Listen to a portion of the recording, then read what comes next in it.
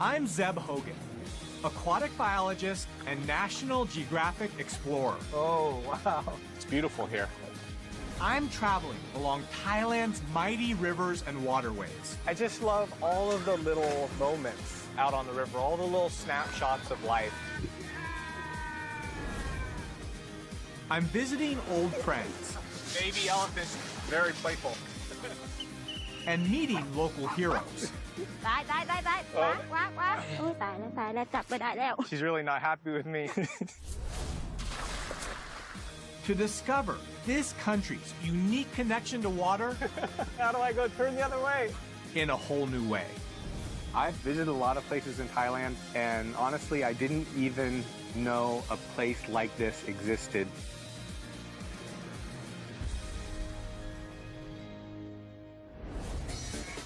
I'm starting my trip at the perfect time. I'm in the middle of the world's largest water festival on Khao San Road in Bangkok. Songkran, as it's known, marks the start of the Thai New Year and of the rainy season.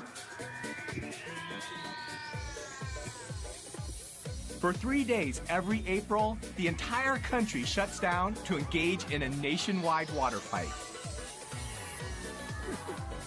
And it's a great mix of people. Young Thai people, tourists from all over the world.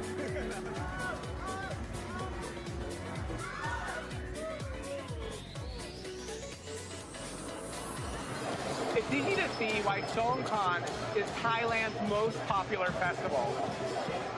I want to go and check out the more traditional side of Songkran to get a better sense of the importance of water to people here in Thailand.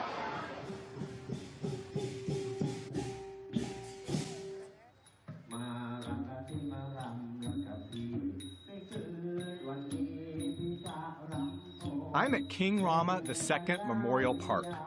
And I'm here because this is where families celebrate a more traditional side of Songkran. This centuries-old festival goes back to the roots of the Thai people. Tied to farming communities, it was a time to give thanks for a good harvest and to mark new beginnings. So this is how I imagine Songkran like 100 years ago. This is a song a rice farmer is singing. He's trying to flirt with a girl that he likes.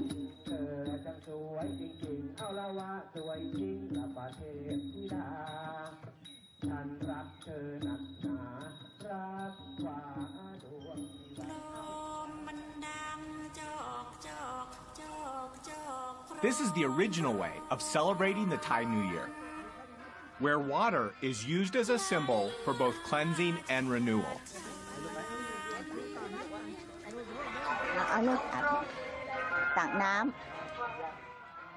And then ask for a blessing? Yeah.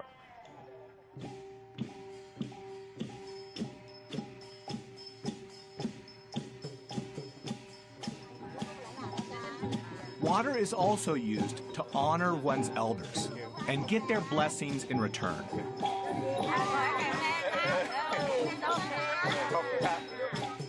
It's great to be able to compare and contrast traditional Songkran and what Songkran has become for a lot of people. That's the way Thailand is. In Thailand, you get this great mix of tradition and contemporary ways of celebrating. And it's all connected to water, the essence of life. I first came to Thailand in the 1990s to study freshwater fish. I spent a lot of time on rivers, traveling up and down rivers, and it was clear to me how connected people here are to rivers and water. And that's why I've come back. I'm going to travel Thailand's two major waterways, starting south at the Chao Phraya River and then north to the mighty Mekong, before I end my journey back at the source and the heart of Thailand's Central Plains. I want to understand what rivers mean to Thai people and how they have influence and are still influencing people's day-to-day lives. And the first place to start is the capital. Like any big city, Bangkok has its share of roads, traffic, street lights, and skyscrapers. But believe it or not, in the beginning, Bangkok's highways weren't made of concrete, they were made of water. I'm in one of the principal canals that runs through Bangkok with travel writer Steve Van Beek. No place better encapsulates how much Thai culture is bound to water than here.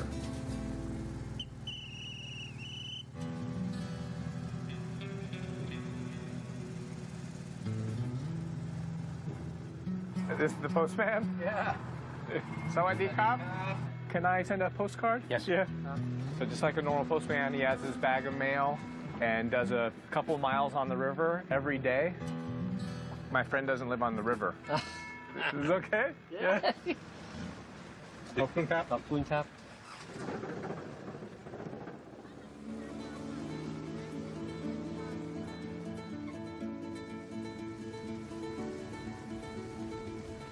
Seems like this is the side of Bangkok that most people don't see. Yes, life here is still a bit like it was in Bangkok about 30 years ago. In other words, boats are still used to get into these areas that the roads don't reach. It's their principal form of transportation. Steve spent over 11 years living by the river and has seen how water permeates every facet of life here. Water is the lifeblood of the Thais.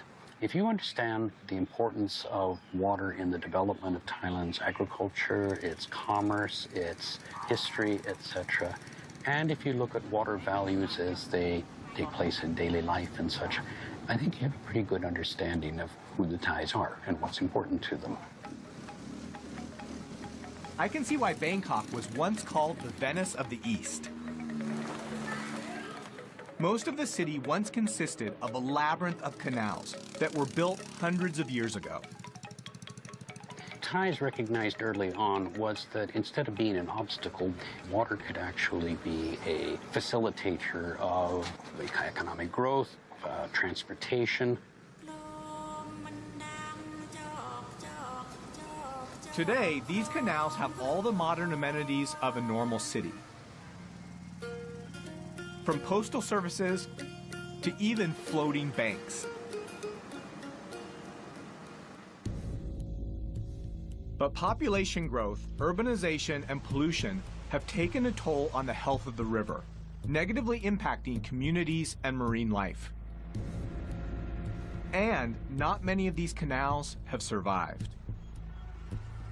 Most of the canals were paved over to make roads. Once we went to road transport, we kind of turned our backs on the river. Though there are communities here who still cherish and celebrate this riverine way of life. I just love all of the little moments out on the river, all the little snapshots of life. Tons of people fishing, kids playing in the water. I mean, literally hundreds of moments, little moments like that, that just make you smile.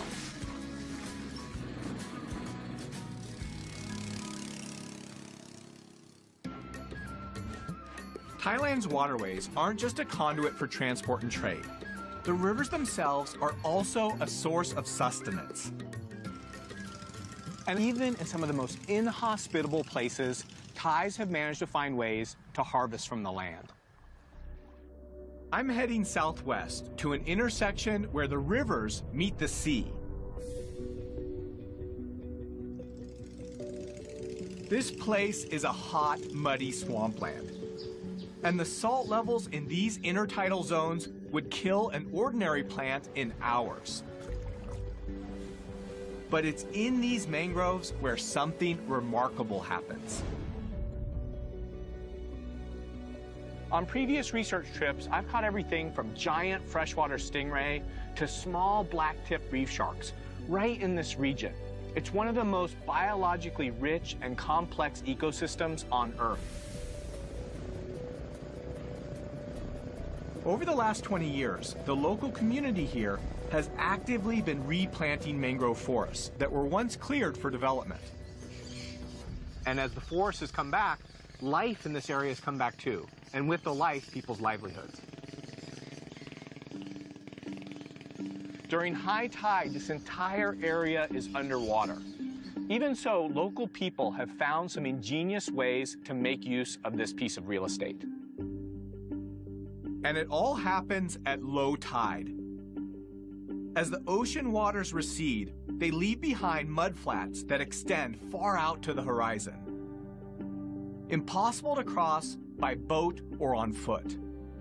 People here use these giant wooden skis or surfboards. The same way that you might use snowshoes to move across the snow, people use these big boards to mud surf, to move across the mud to collect small clams.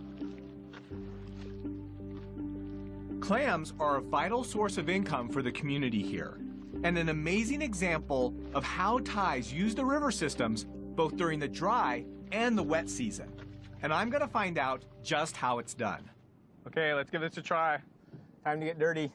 So, surfboard in the mud, pail to collect clams. Oh, like that. Okay. Oh, my legs go along. Here, Okay. feet here. Just go. Oh. Wait, how do I go turn the other way? โอ้ยเก่งเก่งขึ้นมาทางนี้ฮะนั่นแหละใช่ใช่ Oh, I thought it was going to be easy. It's difficult to turn. Watch the professional do it. Oh, there we go. It's like swimming in a big bowl of chocolate pudding. How do you find where the clams are? How do you know? มันจะมีรูอ่ะมันจะมีหอยมันจะรูแล้วเราจะมองเห็นได้แบบนี้ So I'm just looking for holes, and then where there's a hole, feel down. Oh, got one. I found one.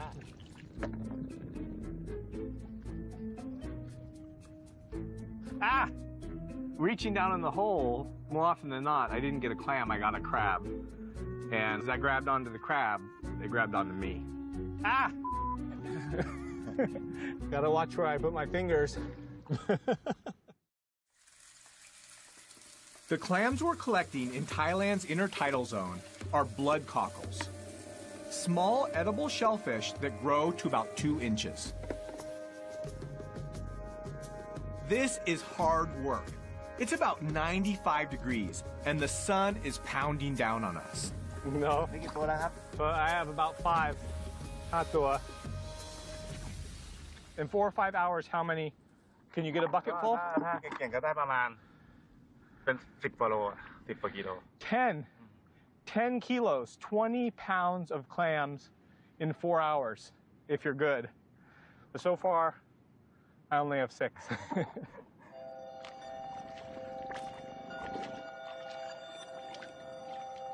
You look at this area, it seems so inhospitable. Just thick, thick mud. And to think that people make a living out here collecting 20 pounds of clams on one low tide, that's pretty impressive. The tide is coming in, so we head back to shore to wash and count our catch.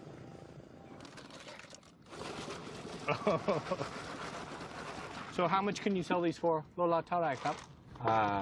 100 baht. 100 baht. So about 100 baht, so about $3 for 1 kilo. I've only collected half that, $1.50 on the market. But now that my work's done, it's time to cool off. This whole location has become a destination for ecotourists. People that come out, they want to see the stored mangrove. They want to see the monkeys. They want to play in the mud. And even the surfboards, they found a way to use them not only for work, but also to have a good time.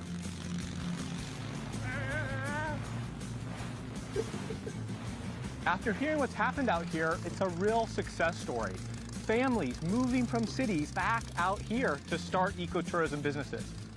Just goes to show me how resilient these mangrove ecosystems can be if given half a chance.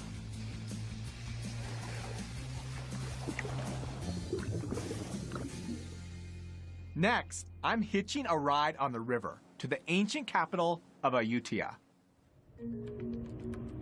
The Chao Phraya is Thailand's principal river system, and it's helped shape Thai civilization. Kingdoms were founded on its shores, and the river connected ancient cities. Royal barges were the equivalent of the horse and carriage for Thai kings. Artisans typically handcrafted these 130-foot-long boats from a single teak tree, adorning them with gold lacquer and glass jewels. Originally built as warships over 7 centuries ago, today they are used in official state ceremonies, and one has even been declared a maritime World Heritage. The river was also the main highway for commerce and trade. For centuries, barges like this have been transporting construction materials like sand and gypsum, and goods like sugar and rice up and down Thailand's rivers.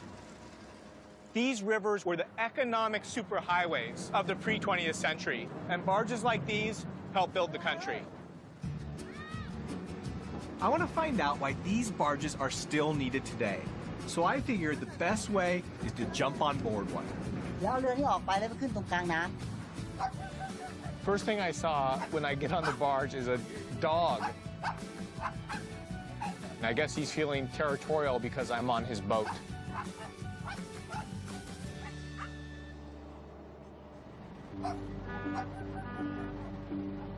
Now that we're all loaded up, we have a long, slow journey ahead of us. It's going to take us over 20 hours to cover just 62 miles. Which is pretty crazy if you think about it, because a truck could cover that same distance in about 2 hours. We're heading toward the city of Ayutthaya. Only 100 years ago, this river was filled with thousands of barges. Nowadays, as roads become the more popular method of transportation, the barges are dying out. I wanted to ask steersman Pramod what kinds of goods he carries and why. อย่างขนข้าวอย่างเงี้ยมันเอาไปเยอะกว่าประหยัดน้ำมันกว่า And so people still use the river like they did before. ใช่ใช่ถนนก็ไม่ติด I guess it makes sense.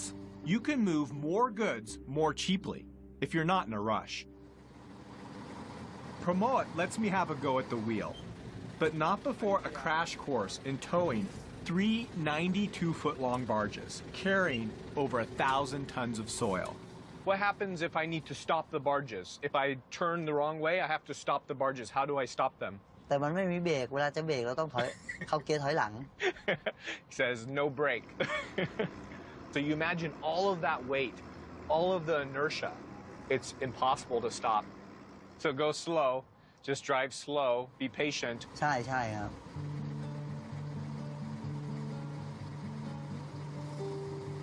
How long have you been driving the barge? ก็นาน30 ปีได้แล้วพ่อแม่ขับเรือปู่ก็เคยอยู่เรือแปลซุงที่จังหวัดน่านล่องมาเมื่อก่อนไม่มีเครื่องนะ With only a paddle, it's a 400-mile journey that back then would have taken over a month. Today, Pramod lives a waterborne life, much like his parents and grandparents did. It's a solitary lifestyle, and he could be the last of his family legacy. ปีนึงเดียวขึ้นไปบ้านไม่กี่วันหลักไปน้อยกับลูกอ่ะ Is that your daughter? ลูกสาวคนนี้ In the middle. What are your kids doing now?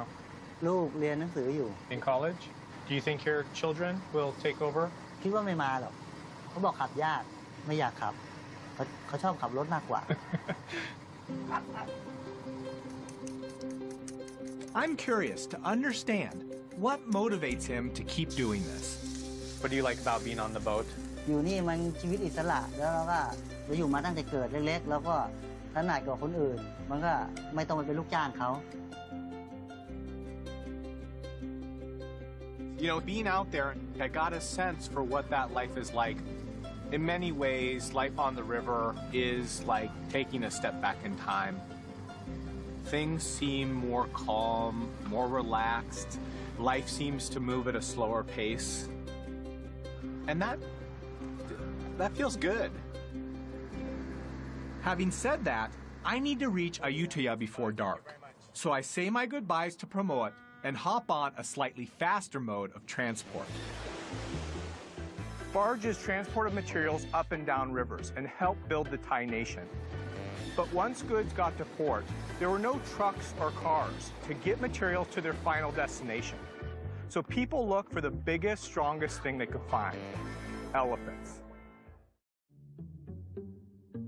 I want to get a sense for just how these mighty pachyderms helped build the Thai nation. So I helped the mahouts. We brought a few elephants down the river for their evening bath.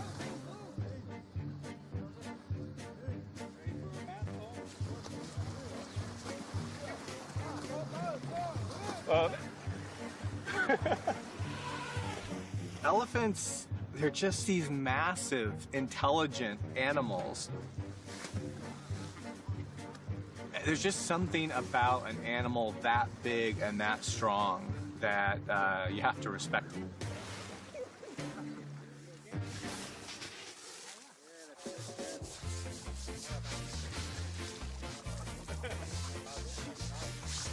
Changi, are you Torai? Baby elephants, just like young humans. Very playful. Love the water. Even though we might criticize it now, I can see how these elephants were essential to moving heavy goods. Nothing else in their day could beat them. Northern Thailand, the logs would be cut and elephants would carry them down to the river. The logs would be floated all the way down to Bangkok, a journey that could take up to 5 years. When Thailand banned logging in the late 1980s, the elephants and their mahouts were left without a source of income. And there was a problem until recently in Thailand. The mahouts would take elephants into big cities and keep them up long hours, a lot of times all night, to beg for food from tourists. So the camp that I visited rescued elephants from unhealthy situations and provided them with the food and the care that they need to keep them healthy. Considering there aren't a lot of other alternatives, it's one solution.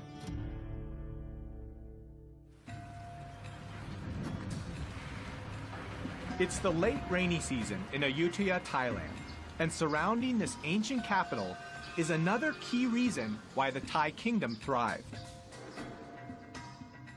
Rice is at the center of life in Thailand. This ancient grain has shaped the history, the culture, and the economy of this country. I'm heading out to the central floodplains to find out how these rice fields provide a seasonal bounty. All of this fertile land around me is part of the Chao Phraya River Basin. And these fields produce enough to feed almost half the Thai population. But it's not just rice you can find in these fields.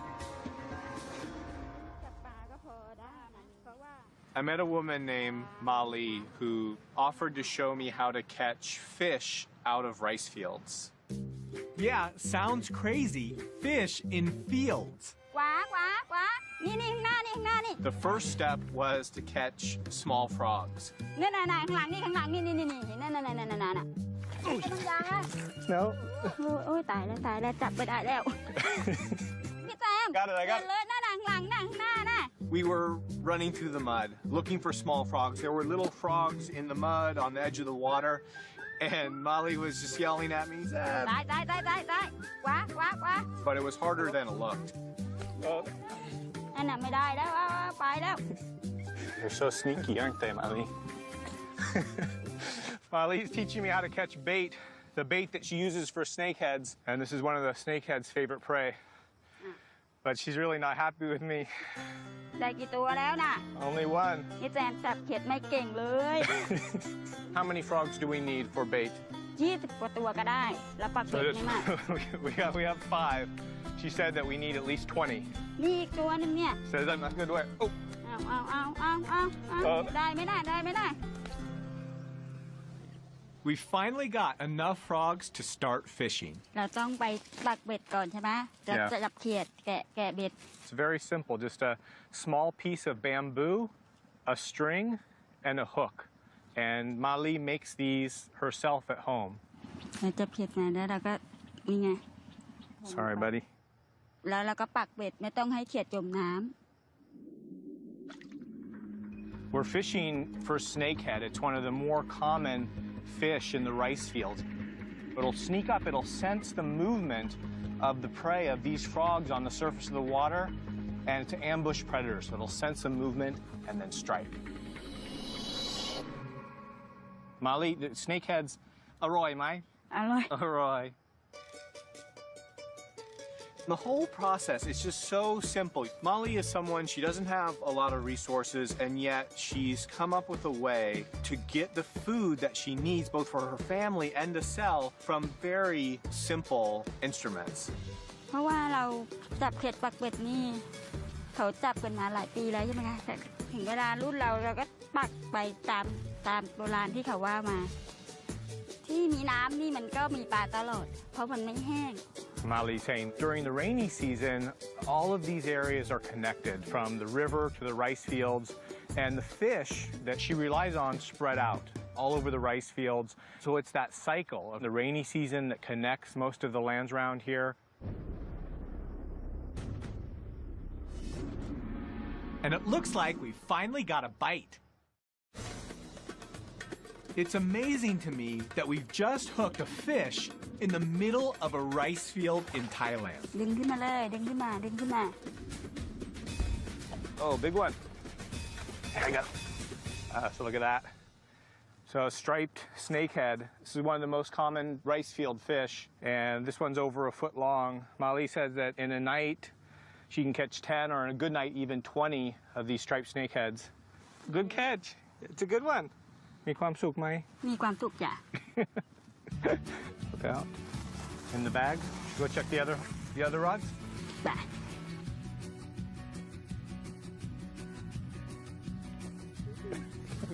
You know, think of all the things that she's getting from the water. She's getting fish, the rice, frogs, snails, crabs, shrimp, all supplied to her from the small bit of land that she has and from the river and the water.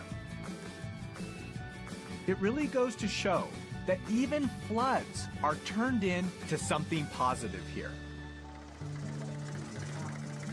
The abundance and diversity of fresh food from Thailand's rivers has given rise to one of the most famous cuisines in the world.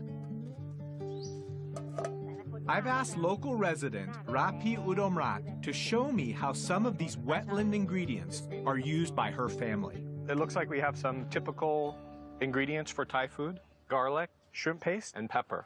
Eggplant. This is Basil. basil. We use a lot of chili. Oh. I love eating spicy food, but I don't do so good with it. So, okay, show me what to do. First, you start with pepper, Pepper. chili, Kaffir lime. kaffir lime. Yeah. Smells like Thai food. Yes. Smells good. Are these all ingredients that you can grow in your garden? Yes. We have a little garden in almost every house. We can find in the backyard. Almost everything. Don't have to pay for. I don't think most people realize, certainly even for me, people living along the water have access to all different kinds of spices, all different kinds of vegetables and fruits, all right there in their backyard. And when families harvest more than they can eat, the river itself provides the space to sell it. When we almost finish, we feel sticky. Yeah, it feels sticky now. You like to try it? Sure. Oh. Is it spicy? A bit. For Thai.ฝรั่ง, I don't know. Wow. Yeah, spicy.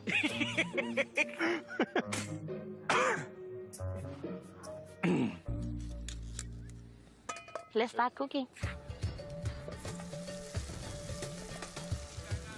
What makes Thai food special? เพราะว่ารสชาติอาหารไทยแต่ละอย่างต่างกัน หวาน เปรี้ยว เผ็ด เค็ม Some of the ingredients we're using are only available in this season. เสร็จแล้ว It's done? ใช่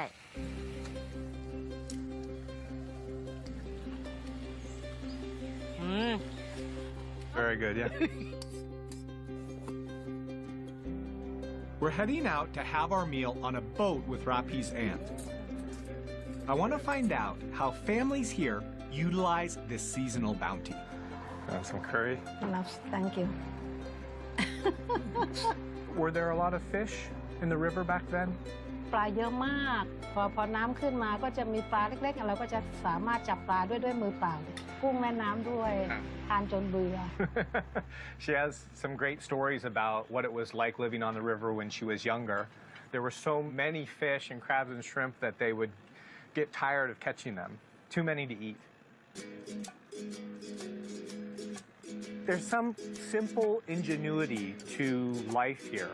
People harnessing the river, channeling the rice fields, learning how to get food from around their house from the water. It's something that people in cities nowadays, we just don't get to experience. We get most of our food from supermarkets. I would love to live in Thailand. I love the idea of having a place in Thailand on a river somewhere, growing my own fruit and vegetables, raising my own fish or catching my own fish. I'd love to do that someday.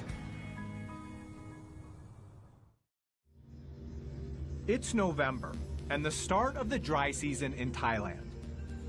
As the water levels in the river drop, it becomes much harder for people here to make a living planting rice or catching fish. But even as the river recedes, it gives birth to new ways of harvesting from the land. My journey continues on Thailand's other mighty river that planted the seeds of Thai civilization over 4,000 years ago.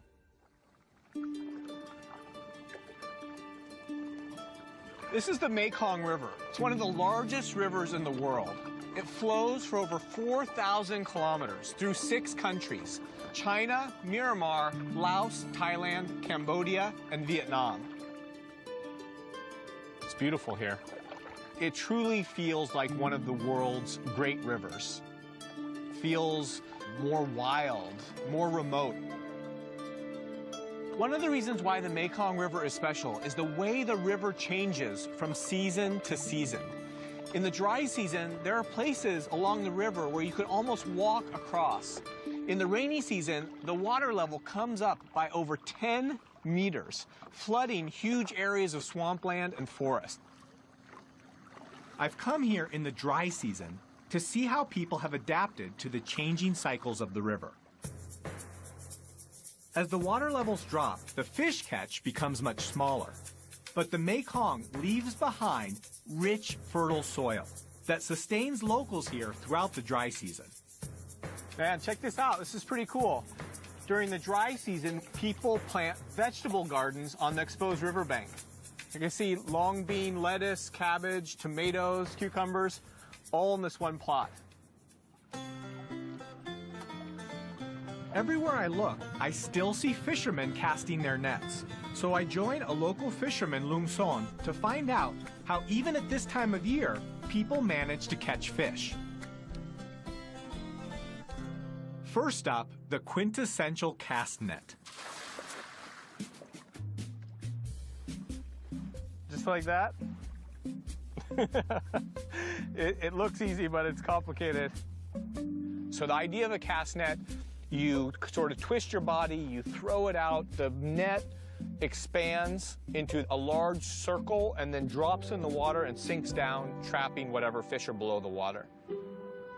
Yeah, but it's going to sink into the river. How do I...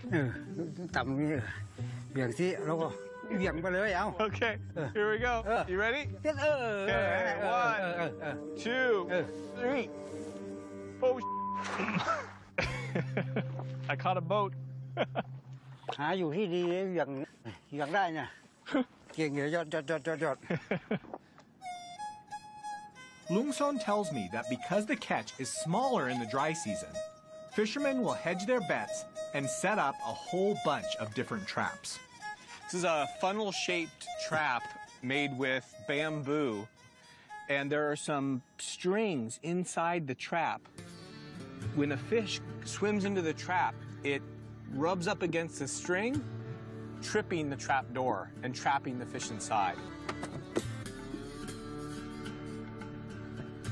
We set the trap to check back on later. Next, Loon Son and I retrieve the gill net he set last night. We'll just move along the net from one end to the other, lifting it up and feeling for fish. I don't feel anything yet. Feel something? Oh, here's a fish. Nice. Check it out. Look at this. Decent sized fish. Oh. Got one. Yeah, you happy? This is good size. Probably 1 kilo, about 2 pounds, 2 or 3 pounds. Yai mai. Ba ni yai mai. Yeah, so this is big. This is big for him. Our final stop is back at our fish trap. Let's see what we got. โอ้ยตัวเล็กๆตัวใหญ่ไม่ได้นะได้ปลาตัวหนึ่งตัวเล็กตัวไม่ใหญ่ One fish. One small guy. ถ้าได้มาตัวเล็กนี่ก็คัมบาระ Oh, so you make fermented fish? So this kind of fish he uses to make a local delicacy around here, fermented fish or fermented fish paste. Lucky me, Loon Son brought along a sample. So this is a jar of fermented fish. This fish here, once it's salted and spiced, it could sit for as long as a year. หอมกินปลาเป็นไหม ช้อนตักดูดิชิมดูดีผมจะชิมไปดูนะโอ้อร่อยยอดจะชิมเลยเนี่ยชิมเลยเร็วๆเนี่ยเค็มไหม มันก็เค็มไม่เกลือ It's a full-bodied taste. It's really salty. มันถ้ามันไม่นานมันก็ไม่เป็นใช่ไหมมันก็คาวเหม็นคาวต้องให้นาน So he's saying that the longer it sits, the better it tastes. So you think about a cheese or a fine wine, and the longer it sits, the more full-bodied it gets. ๆอยากมาอยู่เมืองเชียงคานไหมถ้าอยากอยู่ใช้กินสบายอยากกินหน่อไม้ก็ขึ้นภูนู่นอยากกินปลาก็ลงโขงแบบสบายแบบพอเพียงแบบว่าเขาอยู่เขากินแล้วก็พอ It's fascinating to see, at any moment, whether it's the wet or the dry season, people here have learned to make the best of a situation. The Mekong River is the rice bowl of Asia, and I really get the sense that people eat, pray, love, and live with the ebb and flow of the Mekong River.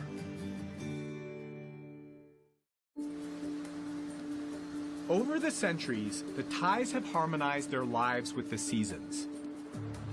In recent years, though, dams built upriver have made the flow of water highly unpredictable, disrupting the river's ecology and affecting people's livelihoods. So to make sure that they can survive when times get tough, the Thai Department of Fisheries worked out a solution. I'm heading to the Chiang Rai Fisheries Research Center to find out how they're engineering the nation's huge supply of fish. Inside this pond are tilapia, an African freshwater fish known for its quick growth and plentiful meat. It's probably the most popular cultured fish in Thailand. About 200,000 tons of tilapia are produced in Thailand every year. And the process for breeding them is quite unusual. The breeding program is part of a royal initiative in Thailand. There you go. Tilapia is an easy aquaculture fish, but to maximize their yield, researchers use an extraordinary trick to rear them. Wow. Dormia. Oh, wow. The female fish, their mouths is filled with eggs. So these fish actually keep the fertilized eggs in their mouth. This is a process that I've never seen before. And so what we're doing is we're removing these young fish from the mouth of the adults as part of the breeding process. So how do we get the eggs out of the mouth? Oh, wow. That's crazy. So just shaking the eggs out of the fish's mouth. Oh, here? Oh, wow. Yeah. I mean, 200 or 300 young fish in one adult's mouth.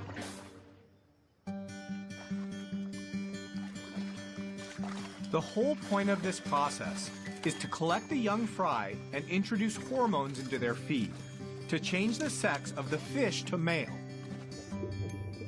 Male tilapia grow much quicker and larger than females, which equals more fish for farmers to eat or sell. This center is an amazing example of just how much Thai people rely on fish and water.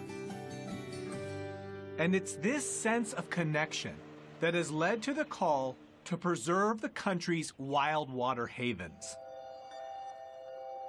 I'm heading back to the Central Plains to look at a conservation project at the heart of Thailand's river systems.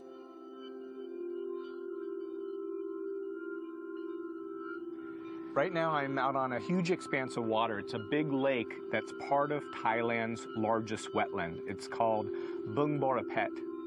And it's close to where 4 of Thailand's rivers come together to form the Chao Phraya.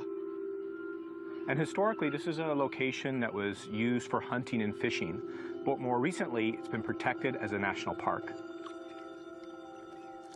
I'm here with Som Sak Tong Hun from the Fisheries Department to find out more about why this place is so important. ตรงเนี้ยช่วงหน้าน้ำให้เข้ามาให้ลูกปลาเข้ามาเจริญเติบโตซึ่งจะสัมพันธ์กับช่วงหน้ามันก็พอปลาโตก็จะหนาวพอดีก็จะมีนกเข้ามาเราก็จะเห็นว่ามันสำคัญตรงที่ว่าทุกอย่างมันสอดคล้องกัน Bung Borapet is home to dozens of indigenous and migratory bird and fish species. Everything from Siberian ruby throat to ducks that flew here all the way from Pakistan. But I'm here to see something with more teeth.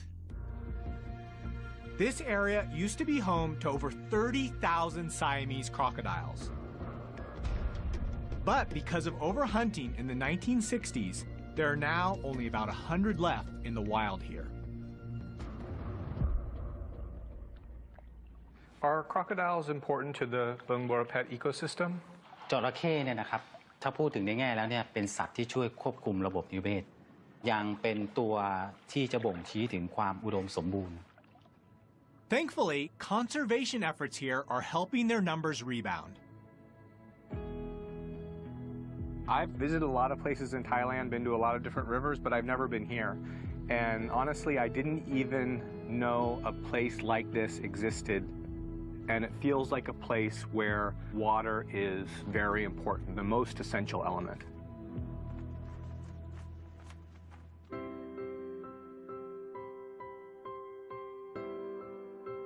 You know, as I travel up and down the river, I feel like each stretch of river captures a different moment in time. And if I put that timeline together, I can see the past, present, and future possibilities for this country. And I've learned the vital role that water and rivers play in the Thai economy, in Thai culture, and religion. Here in Nakhon Sawan, I've seen how people are starting to think about the river in new ways, how important it is, and taking steps to protect their national heritage.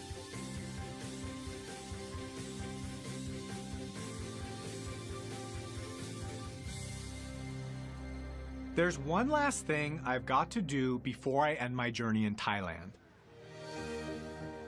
Every year, Thais float millions of tiny boats called gratongs downriver. Loi Gratong is an ancient Thai tradition that takes place on a full moon in November. It's a time for Thais to ask for good luck, forgiveness, and to give thanks for what the river and water has provided them. It's one of the things I love about Thailand, how important rivers and water are to Thai people. It's a good time for me to reflect and to give my own thanks for everything the river has taught me on this journey. seems like this is the side of Bangkok that most people don't see. Yes, life here is still a bit like it was in Bangkok about 30 years ago. In other words, boats are still used to get into these areas that the roads don't reach. It's their principal form of transportation. Steve spent over 11 years living by the river and has seen how water permeates every facet of life here. Water is the lifeblood of the Thais. If you understand the importance of water in the development of Thailand's agriculture, its commerce, its history, etc., and if you look at water values as they take place in daily life and such, I think you have a pretty good understanding of who the Thais are and what's important to them. I can see why Bangkok was once called the Venice of the East. Most of the city once consisted of a labyrinth of canals that were built hundreds of years ago. Thais recognized early on was that instead of being an obstacle, water could actually be a facilitator of economic growth, transportation. Today, these canals have all the modern amenities of a normal city. From postal services to even floating banks.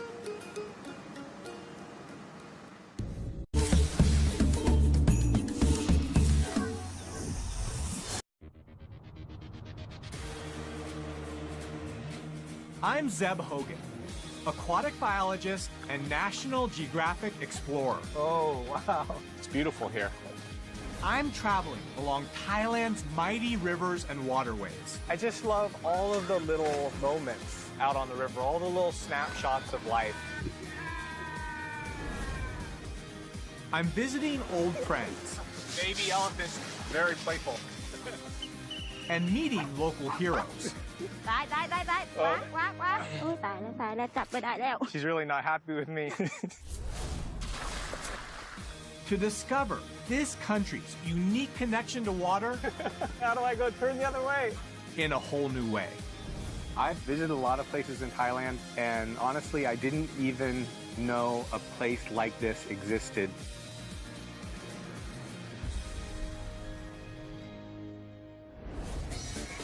I'm starting my trip at the perfect time. I'm in the middle of the world's largest water festival on Khao San Road in Bangkok. Songkran, as it's known, marks the start of the Thai New Year and of the rainy season. For 3 days every April, the entire country shuts down to engage in a nationwide water fight. And it's a great mix of people. Young Thai people, tourists from all over the world.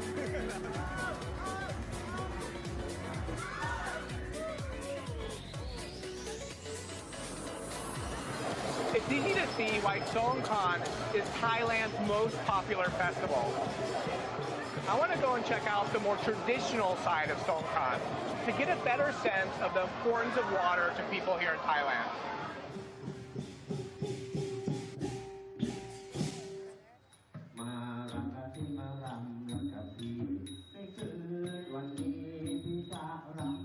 I'm at King Rama II Memorial Park.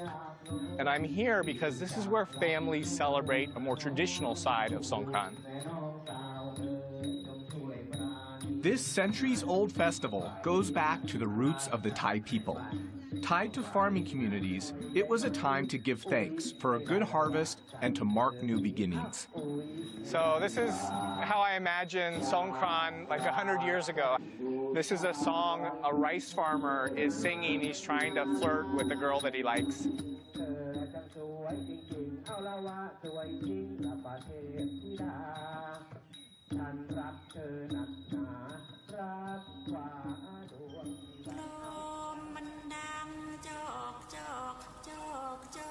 This is the original way of celebrating the Thai New Year, where water is used as a symbol for both cleansing and renewal.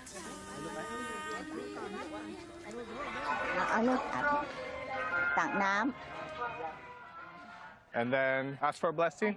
Yeah.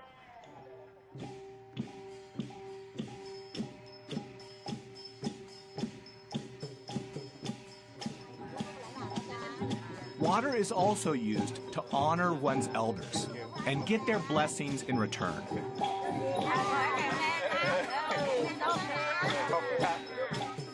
It's great to be able to compare and contrast traditional Songkran and what Songkran has become for a lot of people. That's the way Thailand is. In Thailand, you get this great mix of tradition and contemporary ways of celebrating. And it's all connected to water, the essence of life. I first came to Thailand in the 1990s to study freshwater fish. I spent a lot of time on rivers, traveling up and down rivers, and it was clear to me how connected people here are to rivers and water. And that's why I've come back. I'm going to travel Thailand's two major waterways, starting south at the Chao Phraya River and then north to the mighty Mekong, before I end my journey back at the source and the heart of Thailand's Central Plains. I want to understand what rivers mean to Thai people and how they have influence and are still influencing people's day-to-day lives. And the first place to start is the capital. Like any big city, Bangkok has its share of roads, traffic, street lights, and skyscrapers. But believe it or not, in the beginning, Bangkok's highways weren't made of concrete, they were made of water. I'm in one of the principal canals that runs through Bangkok with travel writer Steve Van Beek. No place better encapsulates how much Thai culture is bound to water than here.